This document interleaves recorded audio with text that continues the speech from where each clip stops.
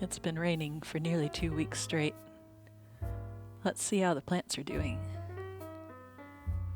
This Mangave mission to Mars is having some rather dramatic edema. This happened when it was raining a few months ago, too. Only seems to happen on the older leaves. The bumps don't go away, but I haven't noticed any ill effects. The raised bits are solid, not soft at all.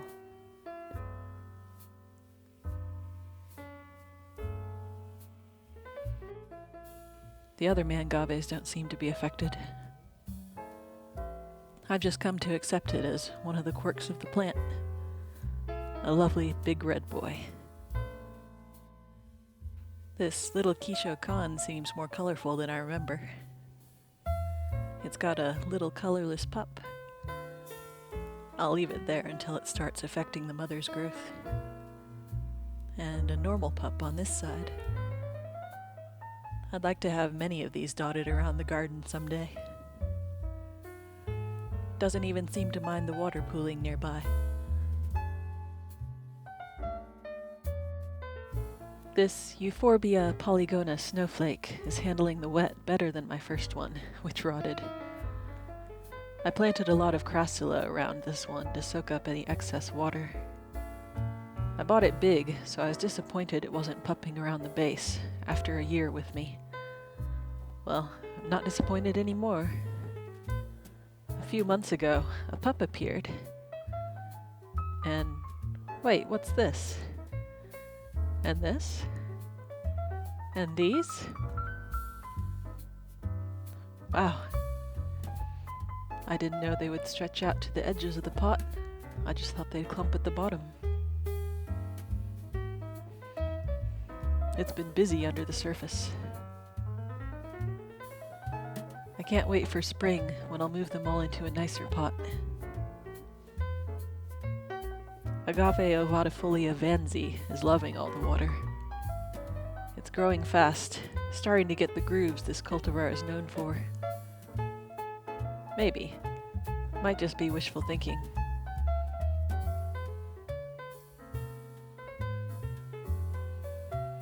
The only ovatifolia I've seen for sale here, so I'm glad I snapped it up.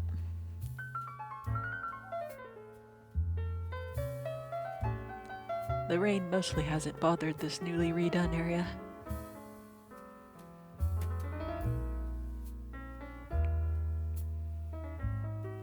A little bit of sunburn here, but I expect this plant will be fine.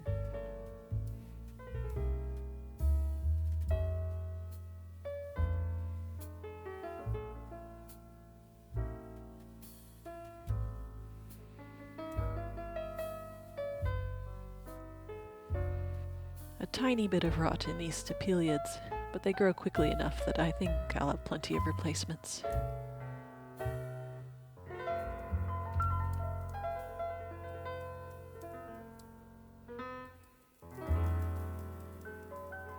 Everything else seems happy.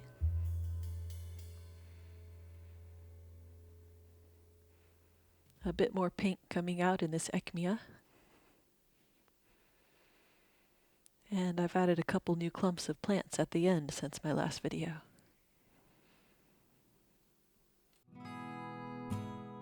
Stapelianthus decarii is finally growing again after I chopped it up and moved it.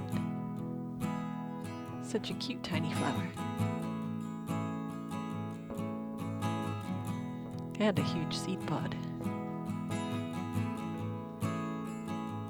It should form a nice mounded clump if I leave it alone. The Echeveria big red head cuttings have lost a few lower leaves, which is normal. Again, I'll just leave them alone.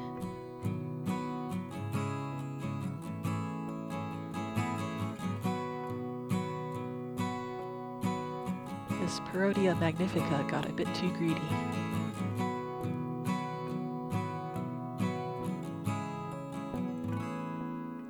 I've come to accept that scars are a normal part of growing outdoor cacti.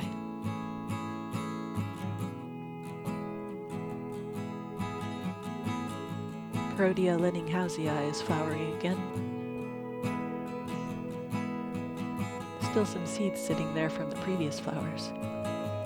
Although something got to the seed pods before me, I still harvested about 100 fresh seeds.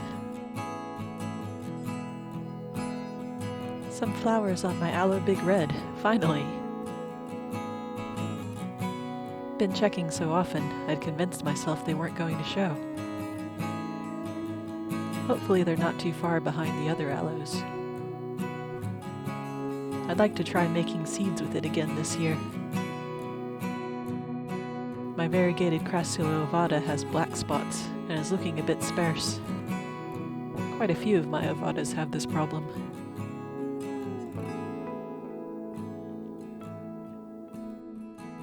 Echeveria cubic frost has become quite red.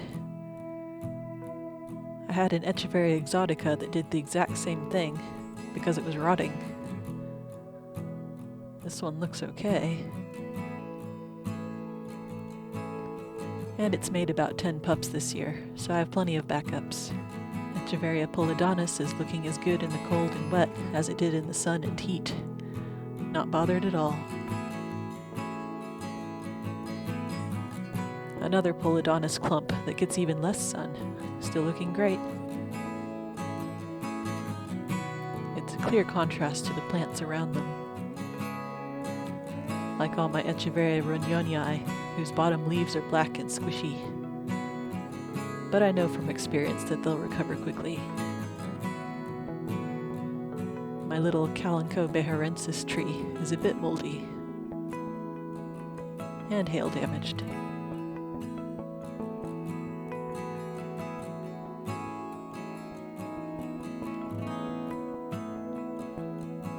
And crowding out its neighbors. I'll cut off a bunch of lower leaves once we get a few dry days.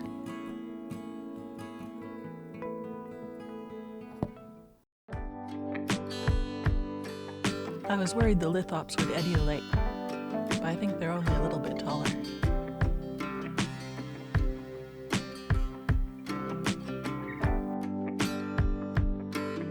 Lapidaria margaritae were rotting and dying when it was warm, but they look much better now.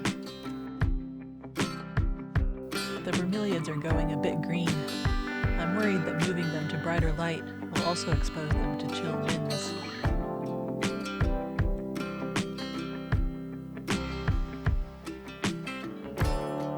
This baby aloe is having a rough time. I haven't seen aloe leaves split like this before. Ouch.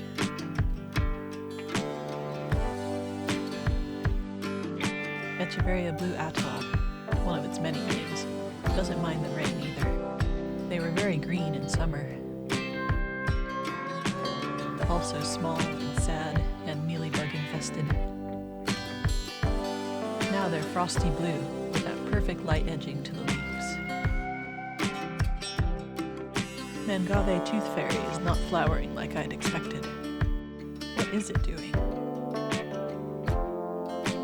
I can't find any other instances of folding leaves like this. Except an agave geminiflora a couple meters away, slightly doing it as well. Crazy mangave, you do you. Bit of a drainage problem here, which I knew when I planned the garden. Gonna try adding more gravel on top and calling it good. These poor Portulacaria variegates need more sun. Trapped between an eastern aloe, northern stump, and western fence. No direct light at all. But they look so sick. Would they survive a move? Stems look okay, so definitely maybe. Soon. This copper spoon sulked for like 8 months after planting, but now it's finally growing.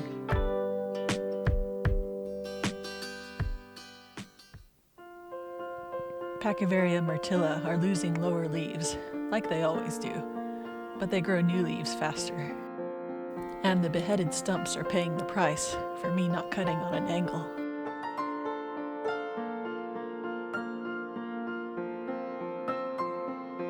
If they start to bother me, I'll pull them out.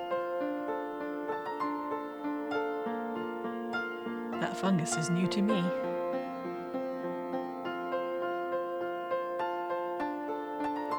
My rough treatment of these beauties means black leaves all the time. Nice and big though, so pretty easy to clean up.